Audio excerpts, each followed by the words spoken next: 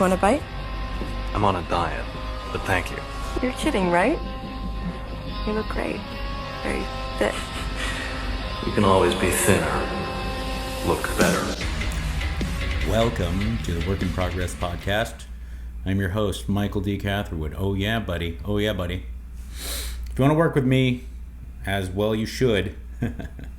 Not because I'm so great or I'm better or worse than anybody else out there, but there's just so much noise, man, especially in the fitness space when you're talking about nutrition and when you're talking about training. I get it. People make a considerable amount of money, a very good living about posting new stuff. It's just, it doesn't serve you anything. It doesn't serve you anything. If you really understood how little the list of things you need to worry about is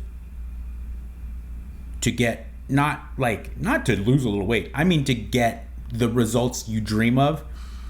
If I were to tell you, like in great detail, the amount of shit you need to worry about, it's a really short list. Now, you gotta worry about it every day for a long period of time, like a good amount of time. None of this stuff happens relatively quickly. That's kind of what I wanted to talk to you about today. So it was a nice little natural tie-in. See, professional broadcaster, boom, bitch. I was working with a client, training someone in person, which is not like the lion's share of the stuff I do when it comes to fitness stuff. I mostly do online coaching, right? But I'm training with my man, Louie, and he's really highly motivated and very hardworking and smart. And, you know, so a lot of things go well for him because he applies it. He has a lot of power up here. He has a lot of power in the muscles, and it just kind of goes. But we're pretty much the same age. We're, you know, right there, butt hair away from 50, late 40s. And as I'm working with him, I'm starting to realize how things really change radically as you become, there's older, as you say, like, man, things are changing now that I get older. And then when you start to get to the age where people can justifiably say you're old, you know, that's where we were. And I was just kind of tweaking our training, tweaking his training, tweaking his diet. And you start to realize, like, as you get older, right? Certain things that you need to worry about, all that stuff I talked about, like the small collection of things that you need to worry about, they stay the same. It stays the same amount. It's just the amount that you have to pay attention to them is much higher. Okay? Talking to a 30-year-old friend of mine. He's literally, I asked him, I said, how old are you? I don't mean that it's like he's, you know, this guy's 30. No, he's 30. He just turned 30. And he's fat. And he was asking me, how do you do it? I was like, dude, you're 30. So, like, don't give me the how did we do this at our age thing. And I compared it to emotional issues, relationships, drinking too much, eating too much, parents, relatives, friends, you know, the coworkers, professional endeavors that are really demanding or aren't panning out. All these things that weigh heavily on us emotionally, right? When you're 30, you take something that's at a level of 6 and you make it seem like it's 60. When you're 13, you take something that's a level 6 and you make it seem like it's 6,000.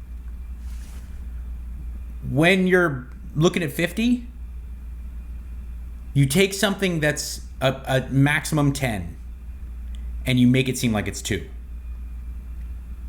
That's fine. That's not a big deal. It's not a big deal because you're very consumed with your kids, your wife, your husband, your job, taxes, the bills, okay? So emotional tie-ups, you fucking bury those because you're like, I got real shit that's really at the front of my core. It's taking up all the cortex. All the fucking cortex is being taken up. You know how, like, dummies, especially, like, usually hot dumb chicks will say, you know, they only use, like, 10% of our brains, which is fucking impossibly untrue. But when get older, you get to middle age and older, you start to you pay attention to fucking nothing, because there's these 3 or 4 things that just overwhelm your thinking process. You know, your children, your children's well-being, taxes, and how you're going to keep everybody afloat, and like the relationship you have with your spouse, like stuff just over. So if you're drinking too much, you're eating too much, you put on 10 pounds, you're fucking got, your stomach hurts for 6 months. You just bury that shit. You put it aside, okay? You minimize all this stuff. So when that shit rears its ugly head, it's really bad.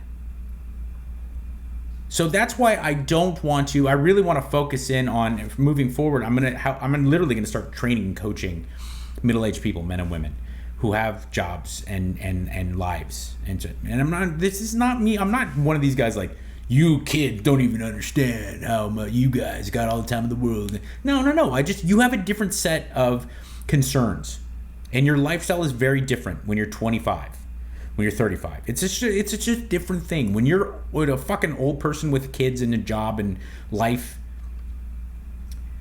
you prioritize completely different things, and then also your schedule just becomes so different. The pecking order of things you do. And moving forward, to make money, I'm going to start to focus in, really kind of fine tune and get granular with training people middle age and above, because it can be done, and you can make the most amazing, most magnificent progress you can ever dream of in your 40s, 50s, 60s. You really can, but it's unique and it's specific.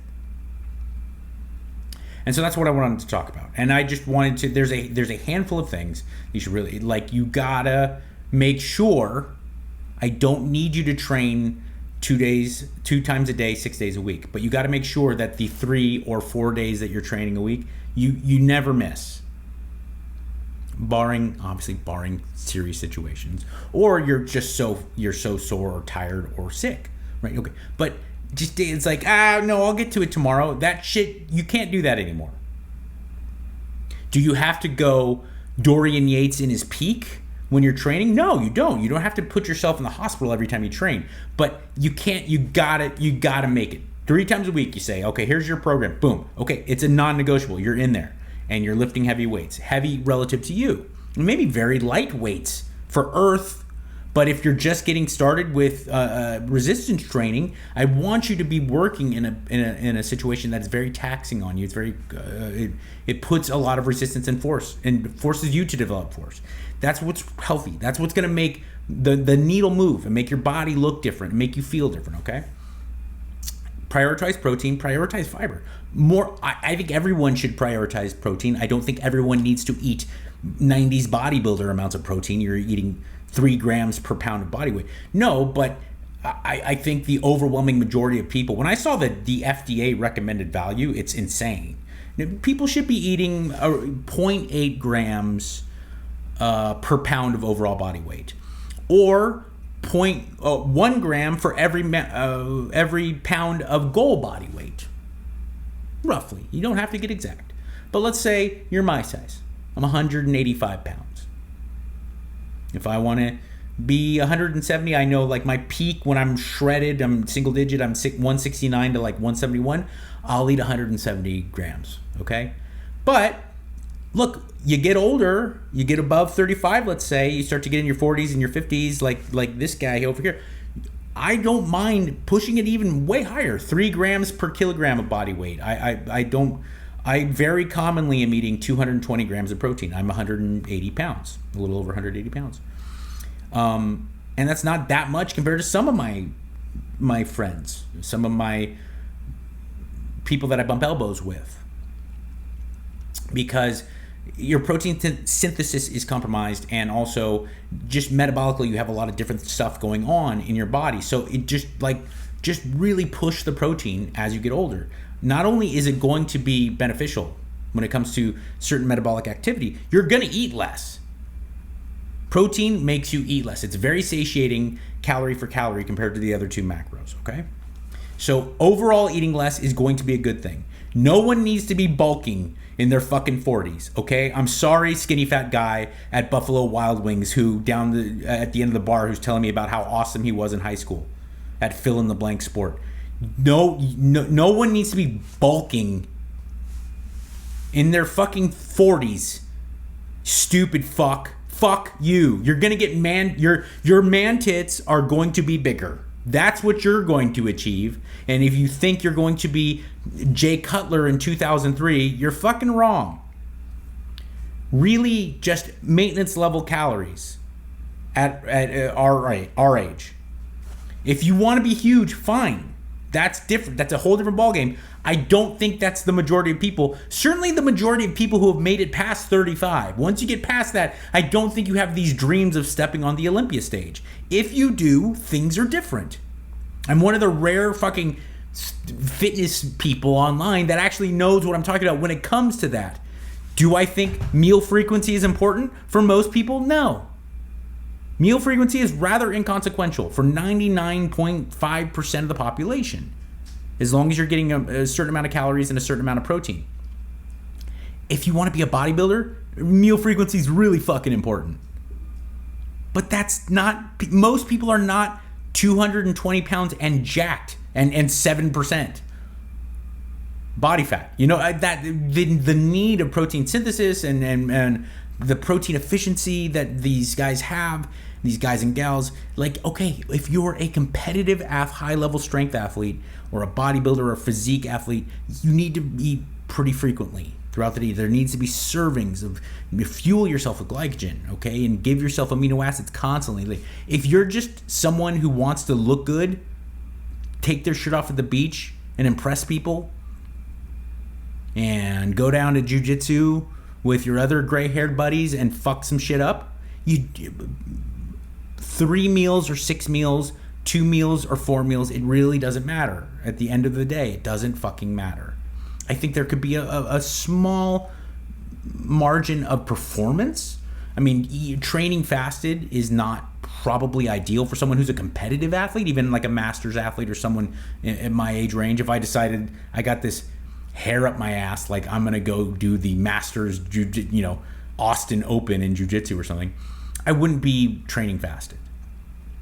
But if you just want to look good naked, man, which is the overwhelming majority of us, the amount of effort we put in to not only eating but also training, it's so that we can actually feel awesome going to that pool party for once in our lives. Actually feel awesome when we take the kids to the beach and go, I'm going to take my shirt off right now, and I'm actually fucking pretty pumped about it. It's a beautiful feeling. It's a beautiful feeling, and I would love to help people have that, or it's bikini season. You're a young lady, and you've had children, and you're like, I can't wait to go with my female friends and take the kids to the beach because I'm going to fucking have my bikini on. It's gonna be on, and they're gonna be like, God damn, Susan, look at you, Becky. I don't know why both women in my head are like Orange County blondes. Look at you, Lupe. Damn, Shaniqua. No, but you get my point. All kidding aside, there's a thing, right? There's an animus. I'm going to expose my body. I don't want to expose my body. That's most of us. At least at some point in our lives, we've had that feeling. I certainly have had that. If you're a woman, middle-aged woman, and the neighborhood dads comment about you to your husband or your boyfriend, and they're like, God damn, look at your girlfriend, look at your wife. You are a lucky man. It's a beautiful thing. It's a beautiful. It would, I would imagine, feel very good. I have to think the alternative is very appealing to men, being the zaddy. And it's very attainable. That's real. That's attainable. It's not internet nonsense. It's not influencer nonsense. Having that, are you going to be Mr. Olympia? No, but who wants to be? But can you be proud to take your shirt off, or can you be proud to put on a bathing suit? Or a bikini or something like that? Yes, that is attainable. I don't care what shape you're in right now. That can happen. Might not be soon. But you gotta have patience and gotta have consistency. More so than you have to have a perfect diet, more so than you have to have a perfect training program, more so than you have to have exact macros. No. Just, it's like 3 or 4 things like this, and just consistent day in and day out. Let's go. No ifs, ands, or buts. You can still go get pizza with your friends. You can still go have a couple Cosmos with the girls. You can still, that's not off the table. You can still live a real life. You can still eat the foods that make you happy. Now, can you stuff your face with them willy-nilly? Of course not. But you can't stuff your face with anything willy-nilly, even if it's chicken breast and broccoli. But this idea that you have to live your life like Jane Fonda in 1988 is insane. Or like you have to be, Lee Labrada in 1998 if you're a guy. No, this is not reality. You just have to start checking off boxes every single goddamn day of this stuff. Getting more, making sure you regulate your overall intake, lifting heavy weights 3-4 times a week, and just staying active more, moving more, walking and keeping your steps up instead of just working, because a lot of us work really hard, right? And we get drained by our children, or we get drained by our spouses, or we get drained by our hobbies, and then you come home and it's just like you're like one of those robots, those animatronic things at Chuck E. Cheese, right? When they're all, and you are here for your birthday party, and we're having fun at Chuck E. Cheese, and then they close the place, they turn out the lights, and they go boom. And that's a lot of us when we get off work, or we get done with the kids' soccer practice, and you just come home and you're just fucking done. That's not the way human beings are supposed to operate. Okay? Now, do I need you to go run marathons? No, fuck. But these are the things you check off, okay? So this is stuff I want to talk about. This is not unattainable, and it's not something that you can't do. You don't need massive amounts of willpower, and you don't need massive amounts of discipline. But you do need consistency and patience. And you need to believe in yourself. All right, I love you. In this crazy mixed up world that makes you think that nobody cares, remember, I do. Be good.